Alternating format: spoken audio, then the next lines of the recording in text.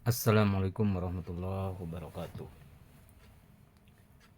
Perintah ayat yang berkaitan dengan menafkahkan sebagian rezeki diungkapkan di dalam surat Al-Baqarah ayat 254. A'udzu billahi minasyaitonir rajim. Bismillahirrahmanirrahim. Ya ayyuhalladzina amanu anfiqu mimma razaqnakum min qabli an ya'tiya yaumun la bay'un fihi wala khullatu wala syafa'ah wal kafiruna humud dhalimun. Surat Al-Baqarah ayat 254. Wahai orang-orang yang beriman, infakkanlah sebagian dari rezeki yang telah kami anugerahkan kepadamu sebelum datang hari kiamat yang tidak ada lagi jual beli padanya, tidak ada juga persahabatan yang akrab, dan tidak ada puja, tidak ada pula syafaat. Orang-orang kafir itulah orang yang dolim. Hadirin yang melakukan Allah Subhanahu wa Ta'ala, ayat ini memberikan gambaran kepada kita bahwa kita diperintahkan selaku orang mukmin untuk menyisihkan sebagian harta yang telah kita dapatkan dari rezeki Allah Subhanahu wa Ta'ala. Jadi isi kandungan surat Al-Baqarah ayat 254 memerintahkan kepada orang-orang yang beriman agar menafkahkan sebagian harta benda yang telah dilimpahkan kepada mereka untuk kepentingan diri dan keluarga atau kepentingan masyarakat umum. Mereka harus ingat bahwa akan datang suatu hari di mana tidak akan ada lagi kesempatan bagi mereka untuk membelanjakan harta benda tersebut. Sebab pada hari itu terjadi hari kiamat yang diikuti oleh hari pembalasan. Tidak ada lagi teman akarib yang akan memberikan pertolongan, dan tidak ada lagi orang yang dapat menyelamatkan dari memberikan bantuan. Harta benda dan anak cucu pun tak dapat memberikan pertolongan apa-apa, kecuali orang-orang yang datang menghadap Tuhan dengan hati yang suci dan amalan yang banyak.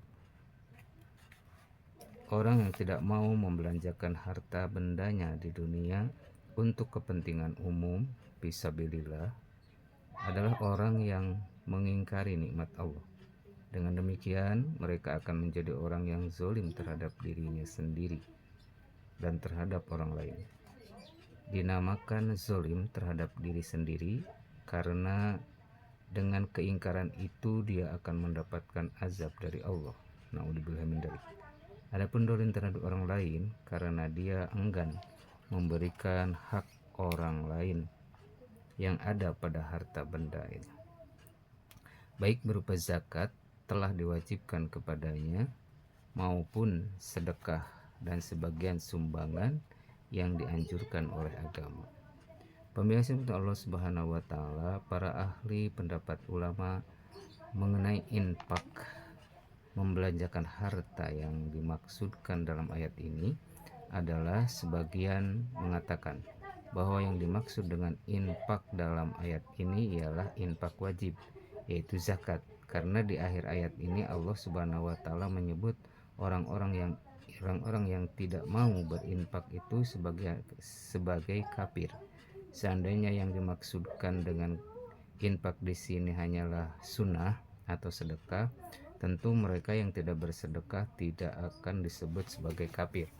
Nah, pemirsa untuk Allah Subhanahu wa Ta'ala, itulah pernyataan yang disampaikan di dalam ayat tersebut. Sebagian ulama berpendapat bahwa yang dimaksud dengan infak dalam ayat ini adalah infak untuk kepentingan jihad fisabilillah, yaitu untuk kepentingan perjuangan menegakkan agama Allah serta mempertahankan dan negara terhadap ancaman musuh. Namun sebagian ulama lain berpendapat bahwa yang dimaksudkan dengan ayat ini adalah infak wajib dan infak sunnah, zakat dan sedekah.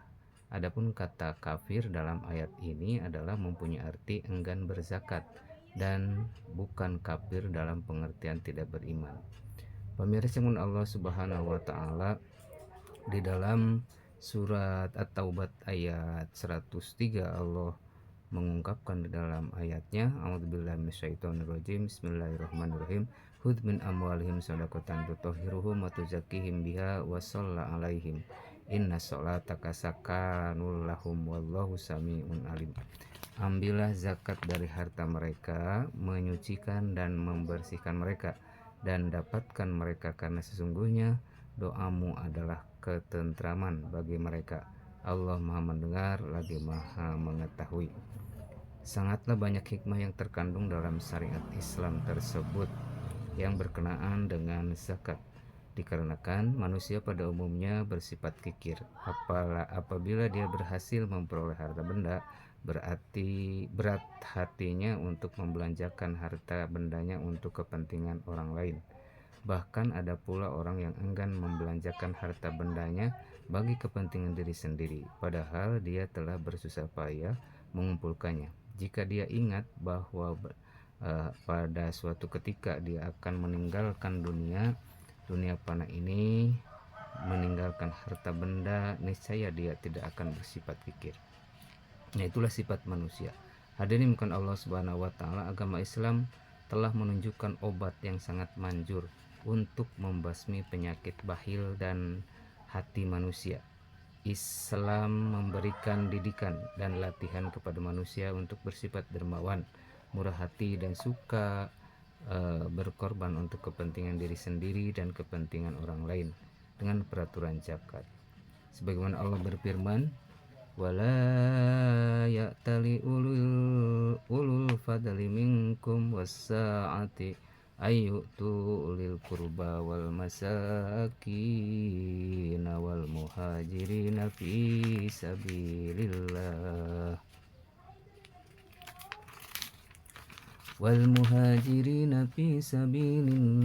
wal ya'fu wal yasfahu ala tuhibbuna ayyaghfirallahu lakum wallahu ghafurur rahim. Jadi sedekah dan berbagai sumbangan yang kita berikan untuk kepentingan umum oleh agama dinilai sebagai amal jariah, suatu amal yang pahalanya akan tetap mengalir kepada orang yang melakukannya walaupun dia telah meninggal dunia. Semoga kita terinspirasi dan Allah memberikan kekuatan iman dan amal soleh kepada kita. Sekian yang bisa kita sampaikan, semoga Allah memberikan kekuatan. Wallahu muwaffiq ila aqwamit thoriq. Wassalamualaikum warahmatullahi wabarakatuh.